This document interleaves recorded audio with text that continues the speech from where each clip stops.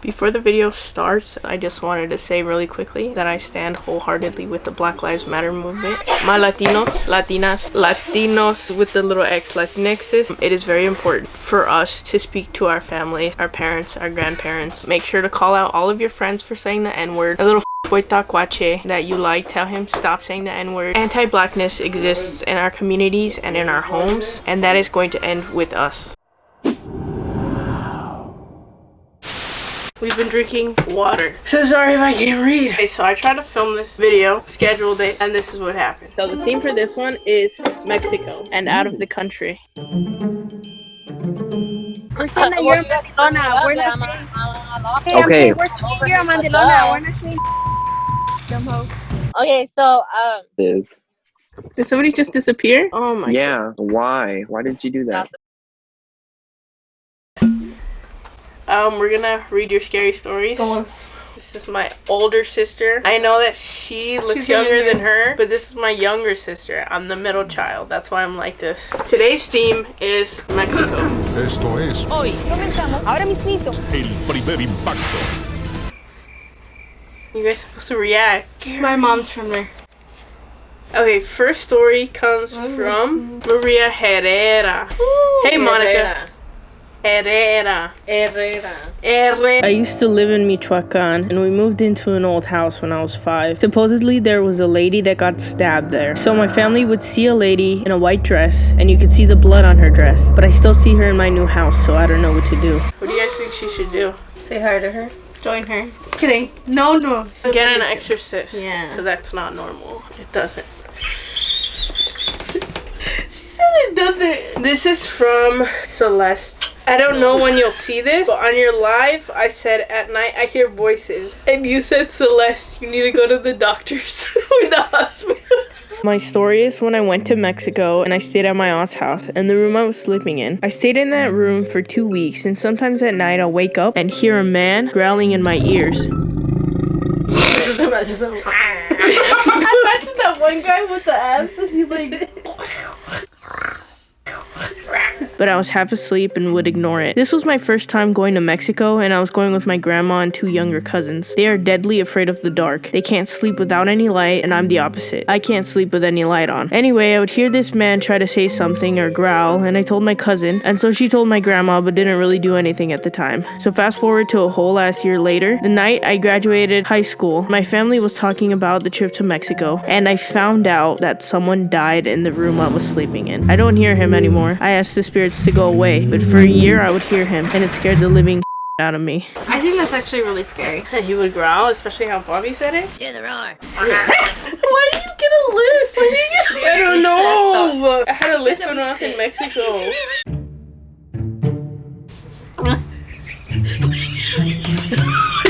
I can't do it!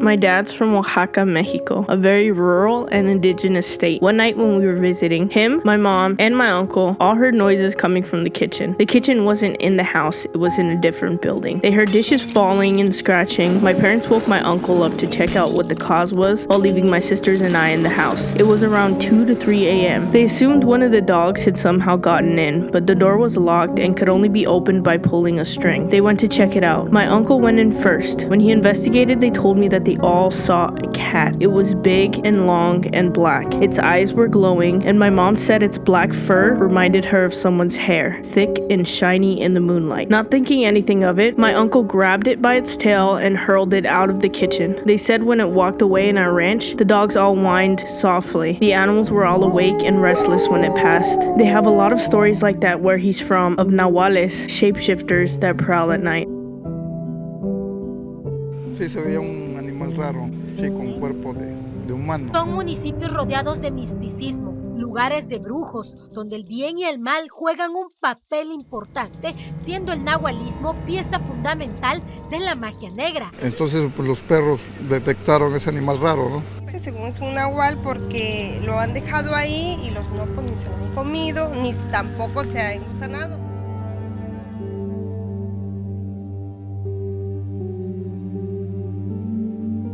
Nahuales derive from the Mesoamerican era. They are human witches that have the ability to shapeshift into an animal. Though very similar to Navajo skinwalkers, they are not all inherently evil. While skinwalkers gain powers from murdering a close family member, the deciding factor on whether you're a Nahual or not entirely depends on your birth date. In Mayan culture, they believe in tonalism, where we all have a spirit animal counterpart. So the morality of a Nahual depends on the human's personality, and we all know good cannot exist without evil. Another popular belief is that Nahuales actually gain their powers by making pacts with the devil. A majority of Mexico believes in the negative side of the spectrum, as they are said to be brujos who steal property, cause diseases, and have a craving for human blood. In more rural states, it's a known rule not to go outside during a full moon, since they usually turn into common animals like dogs, wolves, turkeys, bats, and owls, and there's no real way to tell them apart other than subtle human characteristics. Good or bad, Nahuales demand fear and respect. I'm gonna throw up on you. Nahuales are Mexican versions of S words. We can't say the word aloud. We can't say the word aloud apparently because you're calling them. That's then why are you saying it? Okay, you sorry. Just said it. Thank you for sending in your story, anonymous. This one is from Jorge Rodriguez. I was in Mexico and my cousins told me that at the end of my grandma's street, someone hung themselves on the tree at the end of the road, and you can hear her at night. And supposedly if you see her, you're supposed to lay down on the floor and wait for her to pass you. And after, go and run to your house and bless yourself. If people would provoke it, something would end up hurting you. Instagram, Jorge.Rodriguez1357. Why would you have to lay down? Thanks. That's like bowing down to it, no? Ignore the email address. It was supposed to be for someone, but I turned it into mine. Hi, my name is April, at yikes.april on Instagram. When I was around the age of 6 to 8, I was being like haunted in our old house. I would hear walking in our hallway and a lot of knocking in the windows in the room I stayed in. I would also hear knocking on the door outside. It got so bad to the point where I would have a lot of sleep paralysis. I would always see this little girl with her hair down and wearing a white dress, or it would be this dark shadow-like man standing there watching me. It all stopped after I told my mom and she took me to my Nina's house to do a blessing. Doesn't that sound familiar? That sounds really scary. This bitch farted. Lots of people have been commenting that they see the shadow man along with a little girl. What if that's like his, to make himself look more nicer, he disguises himself as a little girl?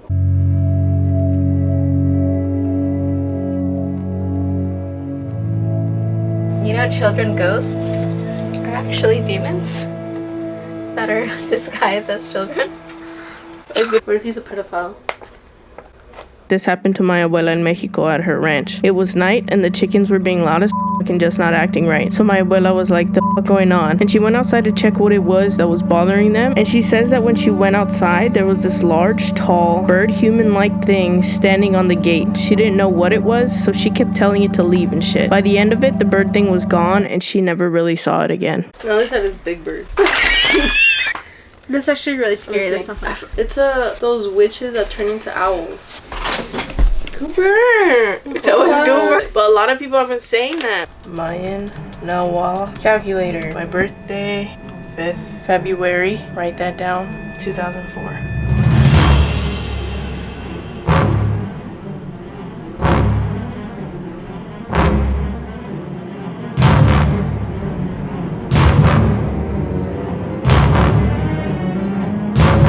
I'm a owl.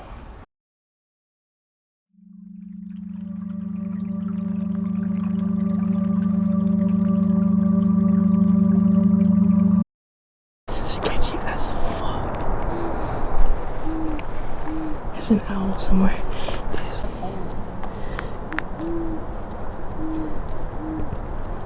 What is that?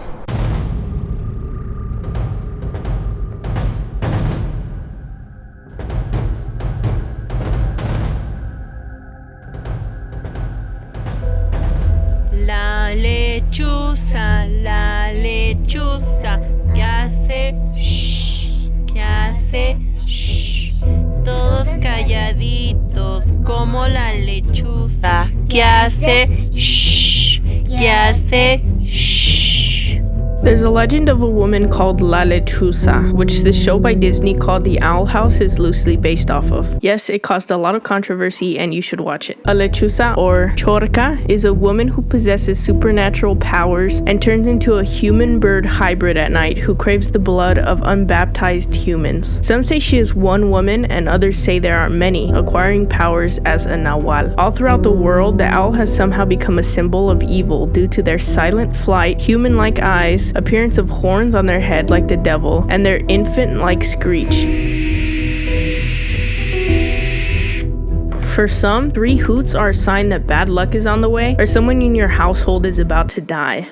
Disclaimer, not all owls are witches and not all witches are owls. These are just myths. We do not support owl abuse here. That's fucked up. Okay, this is kind of a long story, but here it goes. My name's Emilio. I live in Illinois currently, but I'm originally from Puerto Rico. I'm 17, but I have an experience that is engraved into my mind. So when I was around 10 years old, me and my family were vacationing at our house in Puerto Rico. I was staying in the room furthest back, otherwise known as bedroom number 3. So in bedroom number 3, there was a metal door leading outside onto the side of the house. So it was like 2 to 3 in the morning, and I just woke up out of nowhere. I was just sitting there, then I heard what sounded like frogs thumping down the concrete path. So I just ignored it. About 5 minutes later, I heard scratching on the house and on the door. So at that point, I was like, what the? So after it stopped, I got up and slowly made my way to the door. And on my way, I heard someone running toward the back of the house. And so then when I got to the door, no one was there. I turned on the porch light, which was so dim. And then while I was searching around with my eyes, I saw at the back of the house a lady with long black wet hair, like crawling out from the side of the back wall of the house. She had on a long white stained dress with wet jet black hair. I immediately ran back inside, locked everything down, and hid in the other room. But it doesn't end there around what? But it doesn't end there. Around an hour later, after convincing myself I was seeing things, I started to hear a woman cackling outside in the forest. So I just went to sleep and forgot about it, but I believe what I saw that night was a witch. With Puerto Rico's rich culture of paranormal activity and witches, I 100% believe in that. They've been doing some crazy ass there in Puerto Rico. Like, what do you mean? Okay, this one is from Stephanie Hernandez. Personally, love scary stories and learning more about the unknown. I have 3 major stories that I would like to talk about. One, throw up. I know. Before I was born, You. Before I was born, my aunt and uncle lived in the apartment that I lived. Sorry.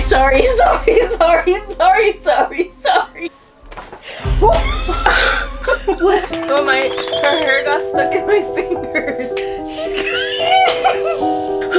Hello, Monica and friends. My name is Stephanie. 1. Before I was born, my aunt and uncle lived in an... Before I was born, my aunt and uncle lived in the apartment that I live in now. As my family moved in and became comfortable in the house, and we all started to grow up, I found out that my cousin would lock herself in the bathroom and talk to a little girl who was her friend. My aunt didn't tell my mom since she thought that she was playing around and being a little kid. As I started to get old, I would do the same. I would lock myself in the bathroom and talk to a little girl. I don't remember these events happening, probably because I was 3, but my mom talked to my aunt about it, and that's when they found out that I wasn't the only one who would lock themselves and talk to someone. Number 2, one day I was doing my homework on my bed like every other day. Everything seemed normal. As I kept doing my homework, I felt as if someone was watching me, but it didn't make sense since I was home alone that afternoon. I kept doing my homework and kept trying to push the thought of someone being behind me out of my mind. A couple minutes passed and I heard what sounded like a plastic bag falling on the ground. Me being already kind of scared, went around my apartment to try and see if anything was falling. I looked everywhere and there was no plastic bag that had fallen. I started to get a little worried, but just thought that my mind was playing tricks. I kept doing my homework because I'm a good student, and out of the corner of my eye, I see what looked like a shadow walking in the hallway. I was pretty scared and closed my door. I stayed in my room until my mom came home. I got so scared that for a while I wouldn't want to stay home alone. The feeling that I had that day was so scary, I didn't forget it, and even talking about it brings me chills. Shadow people are humanoid-shaped black masses with no other distinguishable features. There are both scientific and supernatural theories on who or what shadow people are. Skeptics say it's the result of sleep deprivation, as one of the side effects is hallucinating. Others say they are aliens traveling through dimensions. Then there are more sinister theories. Some witnesses say they feel overwhelmingly sad or afraid. There's one theory that states they are from the underworld, and if they touch you, you can't survive it. Others say it's the easiest way way, a D word can physically manifest, ultimately gaining power from your fear. Have you ever felt somebody staring at you really, really hard? I feel like you could feel people staring at you, right? I don't know. Can you? Can you turn around?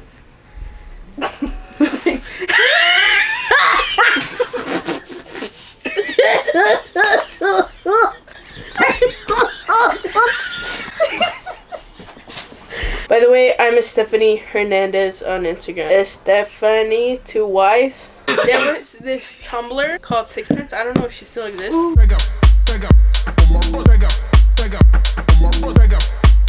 But there was a story on there that said, if you feel that something is watching you, something is watching you. And don't ignore it, like run. Why do you run? God, something's gonna get you. This one is by, there's no name. His name is Gmail.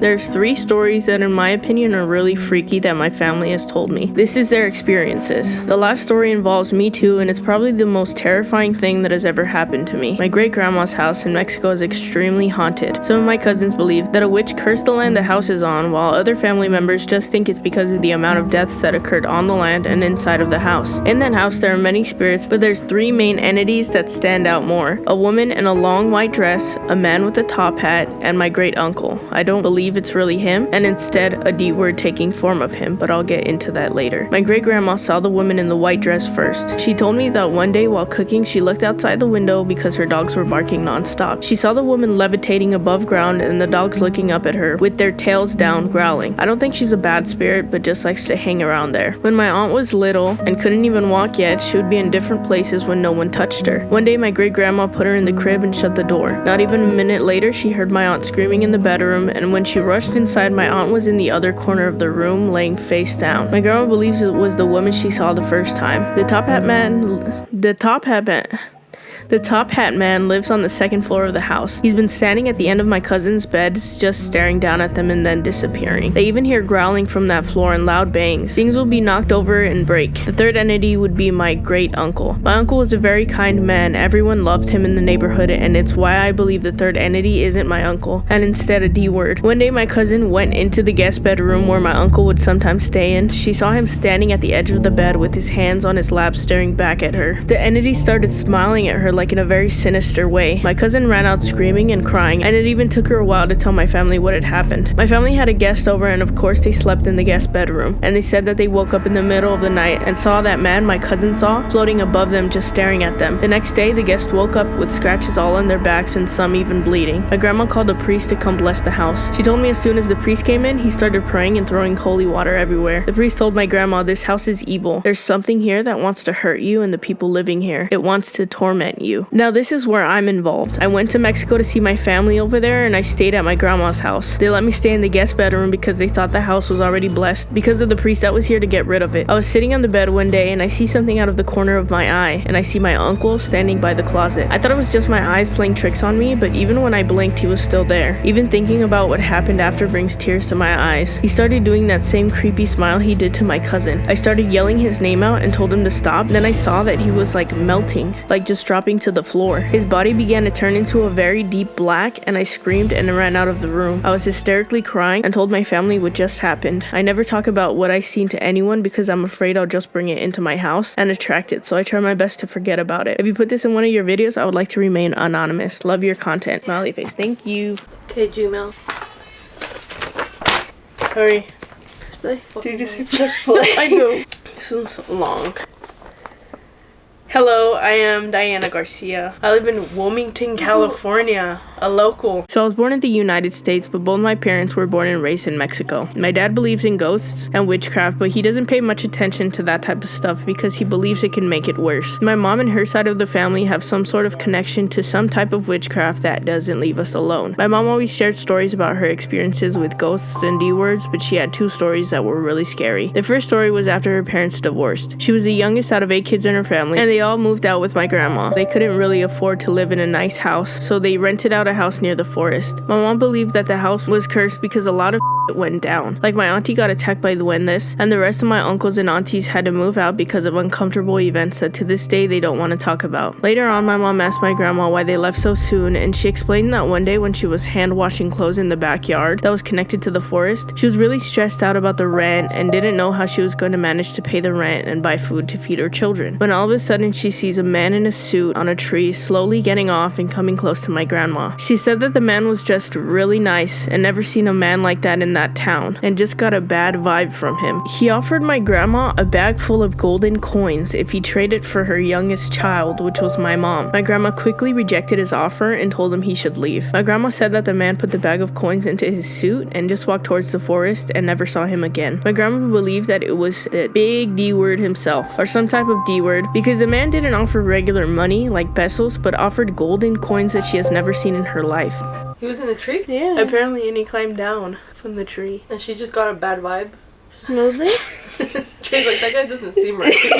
When we moved to California, we first moved into a studio and then to a one-room apartment. When we were living in the apartment, I saw a lot of shit in our room. The room had a queen-size bed for my parents, a bunk bed for me and my brother, and a baby bed for my little sister that was barely born. I slept on the top of the bunk bed that was facing my parents' bed. I used to wake up in the middle of the night because I used to have a lot of nightmares. So I would always go to my parents' bed, but sometimes I would see different types of babies in between my parents. I once saw this big 3-year-old sitting in the middle of my parents' bed staring at me. I always ignored them because that wasn't my business and I didn't want to get involved. One night in my bed, I woke up and turned around to face the railing of the bunk bed. Once I turned around, a face was staring at me and we just looked at each other for a good 5 minutes. The face looked like some type of elf. I don't think it was a duende because the bunk bed was about 6 to 8 feet tall, so I don't know how it reached the railing of my bed. I quickly turned around and went back to sleep. Another night, I woke up and saw 2 people. One was by my feet and the other was on the top of my head. The people were completely covered up. I could only see their eyes. They were squatting down with their chest on their knees and just staring at each other. The one on top of my head had white clothing and the one by my feet had black clothing. I wasn't scared, so I went back to sleep.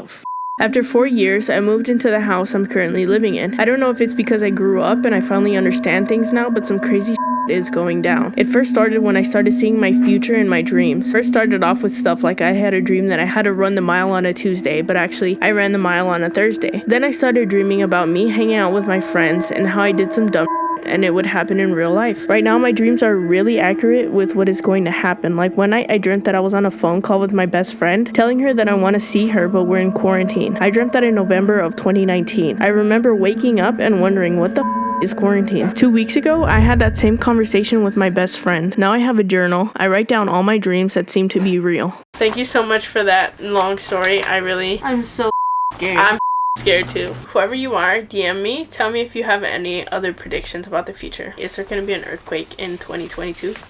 No. We just have the dreams that they have and that's it. Well, they had a dream that quarantine was going on. Let me know if I'm rich. Remember you'd have dreams about your teeth breaking or something? Yeah. And then something crazy would happen, like somebody would die. I lived in an apartment complex at the end of the road and my mom loved playing with cards like the Mexican. Like the Mexican ones. What did you guys do? Nothing. What did you guys she literally do? just... No, you guys put chips in my hair or something. She played with one of those cards all the time and she was really good at playing with them. My dad worked a lot. Like, at the time I was like 2 or 3 and my brother was like, so call that to the guy that lived with them. He passed away a few years later. That's not funny because you start over it. What was that? Stop! That wasn't even me. Eat it. Okay. Oh no. Those cards like the keeping backyard to the front of our house and disappear. Yep. Hell no. Okay, thank you everybody for sending in your stories. We really appreciate it, right? What was that? A bug? It's right there. It's right there. Wait, it's on your shirt. What kind of bug? Mama.